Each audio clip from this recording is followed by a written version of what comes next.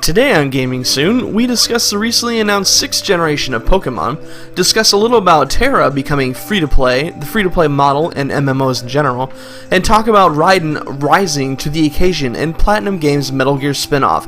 All of this and more on this week's Gaming Soon. Hello and welcome back to another Gaming Soon.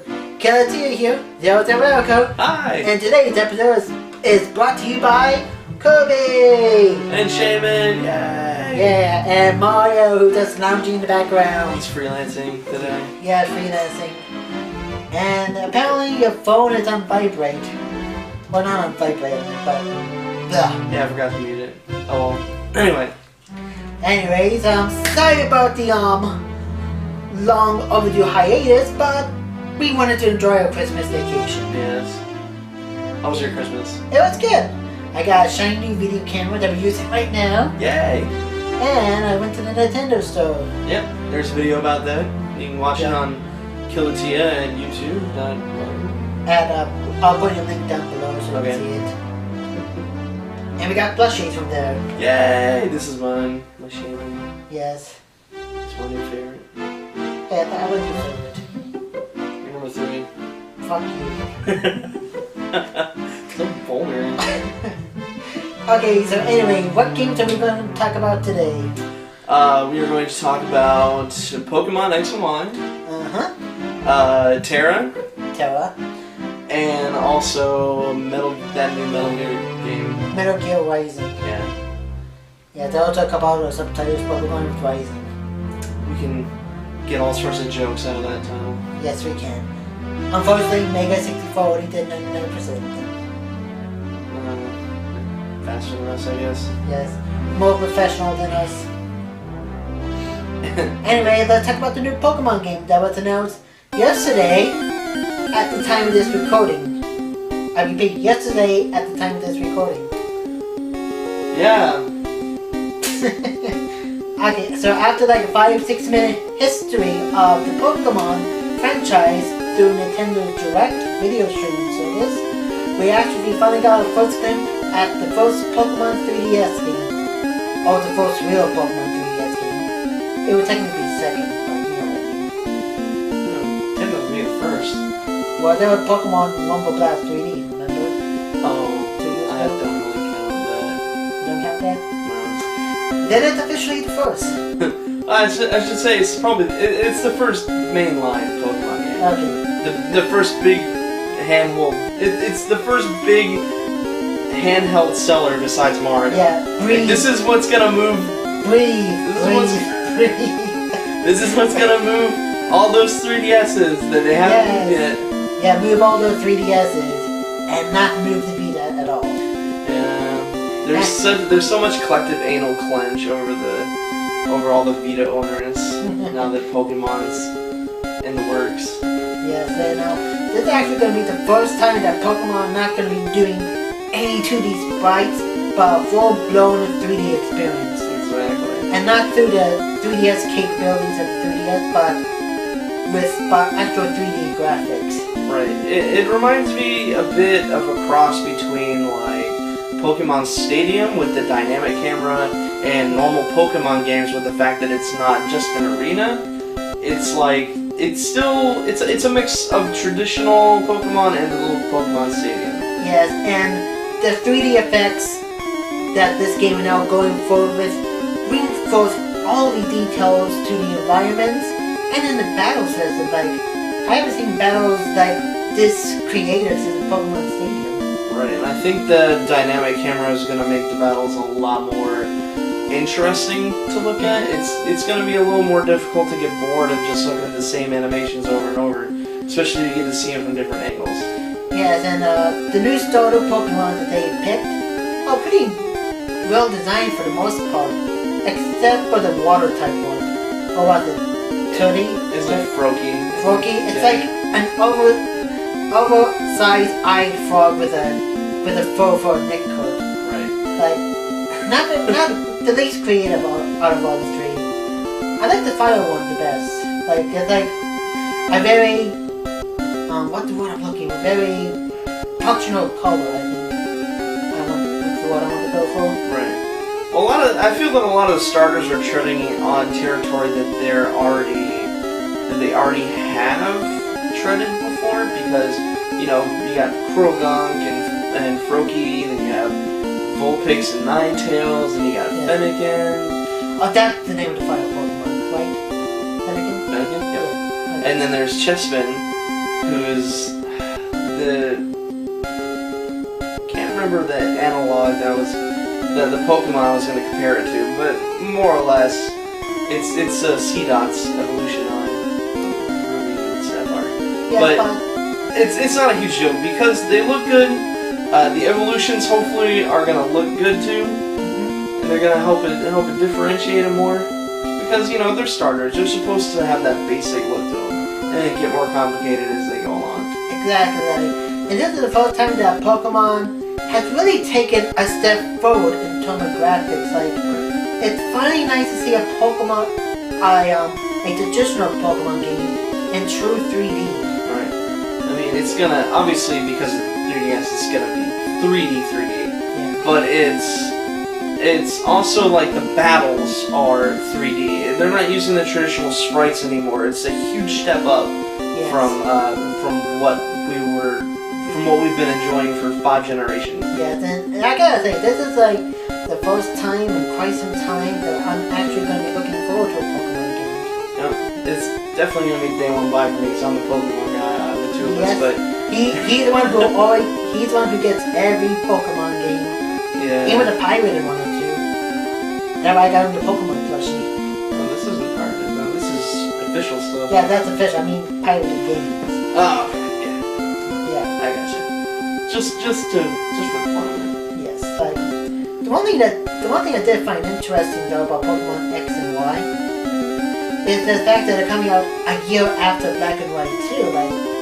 Like I know you mentioned earlier that it probably been in development for a few years already, but I just kind of find it odd that Nintendo is doing like a yearly release with the Pokemon games now. It seems like with Black and White being out in 2011, Black and White 2, 2012, and then Pokemon X and Y in 2013.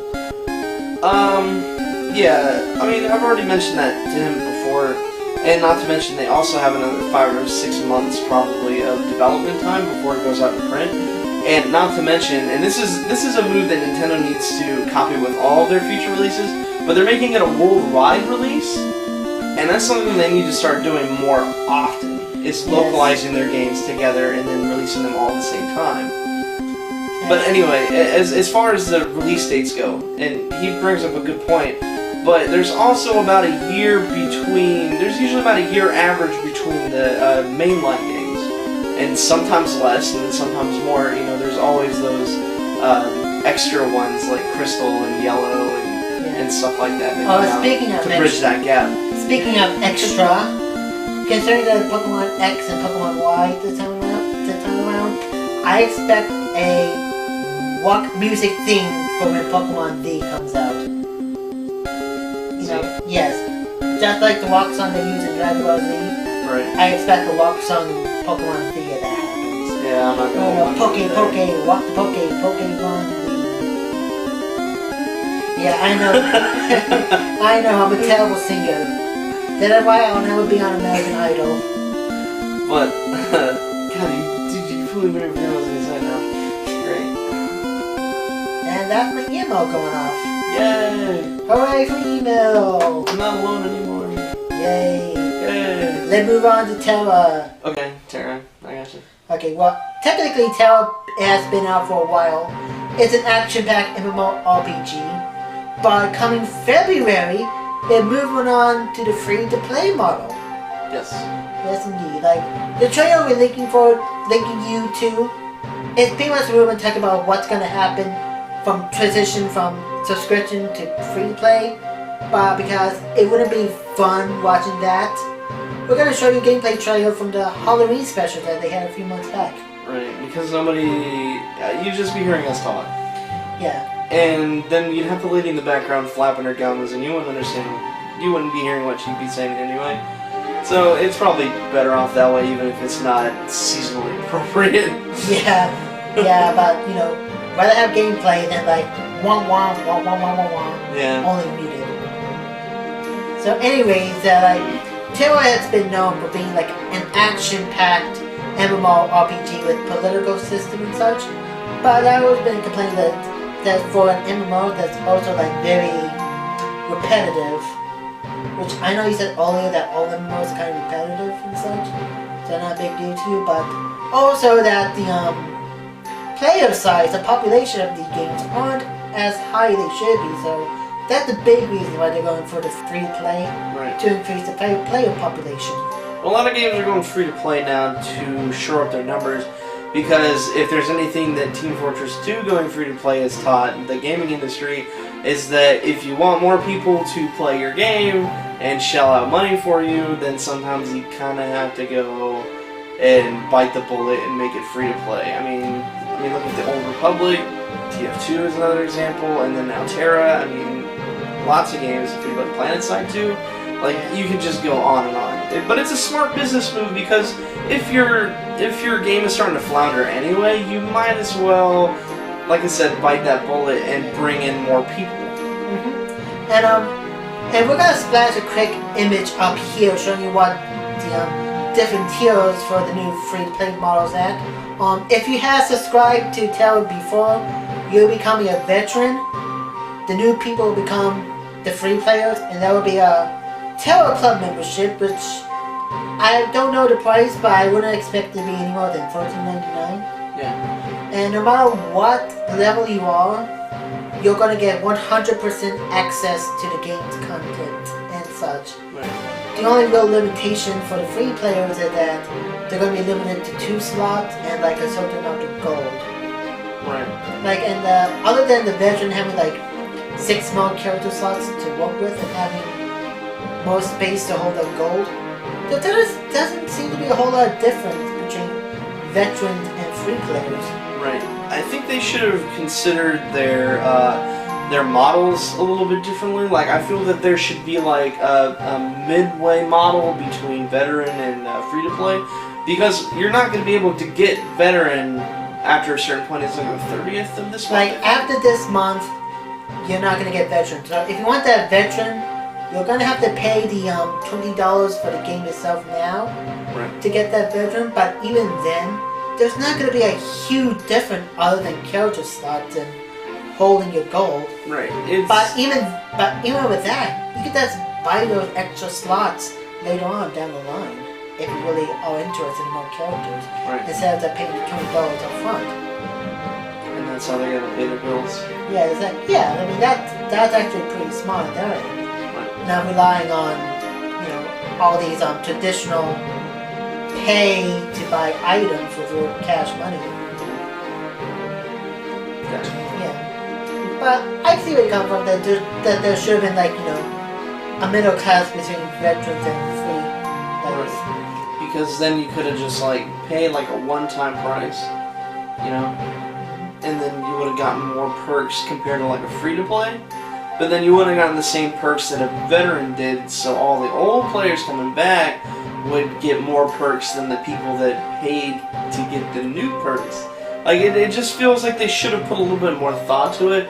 But I mean, either way, it's basic and it's gonna bring in players, and that's really what matters. So like, if you're really desperate for the veteran title, just go ahead and pay the $20 if you must. But I'm just gonna wait until it becomes free and just, you know, and then pay off for the extra slots if I really want to pay them the money. Right. Because so, I don't want to pay money right away just to hate it. You know what I mean? right, and plus I'm not the OCD type either, so I don't really need that many character slots. Yeah. I'm more of Like, a focus on one character. Like, the only time I really was into like multiple characters was with City of Heroes, with how deep their with how deep their character creation was. Well, it also encouraged you to make new characters too. Yeah. So that's understandable. So anyway, that's enough about Tera, and let's go on with Metal Gear Rising. Yeah. With no penis jokes whatsoever. Yeah, I know, you were so looking forward to it. Raiden is rising to the occasion in this game. Yes, he is. Yeah. And Solid Snake is not so solid anymore. Yeah, I think he's dead. I haven't played 4, so I don't know if he's dead or not. Like, the only Metal Gear game that I played was, well, technically I played 2. I played Metal Gear on the NES, and I beat it, which is a bit of an accomplishment back in the NES days. Yay for me. Yay, Shaman's happy. And then I also played and beat Metal Gear Solid, which is not as much of an achievement because it's a considerably easier game, but I haven't really followed Metal Gear as the franchise has evolved, and you know, I kind of regret it, but at the same time I don't. Yeah, like the only real Metal Gear Solid game I played was the Twin Snakes on the GameCube, and I thought that was the perfect Metal Gear game. And I did play Metal Gear Solid 2 to the end, but I didn't like that much because I felt the story was too convoluted. I just personally feel the Metal Gear story altogether is convoluted, but that's just my opinion. Yeah, enough about complaining about the franchise as a whole. Let's talk about the game that we just played. Right. It's actually, we both played it, and personally I feel that it's actually pretty enjoyable. Yeah, it was very enjoyable. It's a spin-off, so it's not going to have a traditional stealth-based action. Instead, it's going to be a 100% pure action-based hack and slash of game with some stealth elements, but not 100% focus on it. Well, the option for stealth is there, but it seems to encourage you to get more proactive about fighting enemies. The only problem that I really had with the game is that you kind of have to single out the characters that are further away, but are still within that alert zone, because if you don't, you're gonna get like rockets and stuff shot at you while you're trying to dispatch other people, and it's no more obvious than like the second encounter with enemies that you have in the game. Because if you don't notice that one guy up there with a rocket launcher, you're gonna get blasted the entire time you're trying to. You're still learning the game. Yeah, like the problem I have with the main boss battle and trying to parry and such. Like, I'm not sure what I'm doing wrong. I'm doing everything correct. Okay. A few times I actually hit L1, but most of the time I'm doing what the on-screen prompt is saying, and I haven't been able to parry that mecha dog out of the way, so to speak. Reminds me a bit more of a cat, but whatever. Well, you know, it seems more wolfish than cat. Maybe. A little bit of both. Like, so what do you guys think? Does this boss battle guy look wolfish or cattish? Leave your comments below. Well, it does howl, so I would assume that there's a dog in there somewhere, but it also feels feline in the way that it moves. Okay, so wolf cat? Maybe, like cat dog. A foxy cat. Cat dog, like Nickelodeon cat dog. Dog,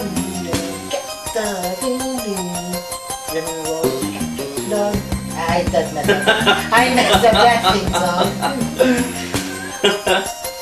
Totally botched that theme song. But still, like, there were still a lot of action-packed moments in that game. Right. Especially in the 20-minute demo. Which should have come as a surprise because it was developed by, not by Kojima's production, but also in conjunction with Platinum Games, which is known for their over-the-top action games like Bayonetta and Marvel in their recently released Anarchy Reigns. And it definitely has a Bayonetta vibe. That's one of the first things that I noticed when I first started playing it. And even though there's a lot more action in this game compared to the previous Metal Gear entries, there's still a very deep and a little bit convoluted storyline in this game. So it's still being faithful to the Metal Gear franchise. Right. Considering it takes place a few years after Metal Gear Solid 4, that shouldn't come as a surprise. So anything else you want to add about this game? Not that I can think of. I mean, it's not going to be a day one buy for me, but I think at some point I will eventually pick it up and play it. Once it comes down to price point below $60, then I'll definitely pick it up and play it myself. Just like with Elargo, not a day one buy for me, but definitely something I would want to play in the near future. Definitely something to put on the back burner. Anyway, that's it for Gaming Soon. This has been Killer Tia. And I'm Elrico. And I am not gonna be so player to you, Pokemon. I am not. Whatever. Okay, video's over. Yes! Don't forget to make a comment below and contact us if you have any suggestions for things. Don't forget to rate and subscribe and all that other good stuff. Yay! Yay! Okay, that was uncomfortable.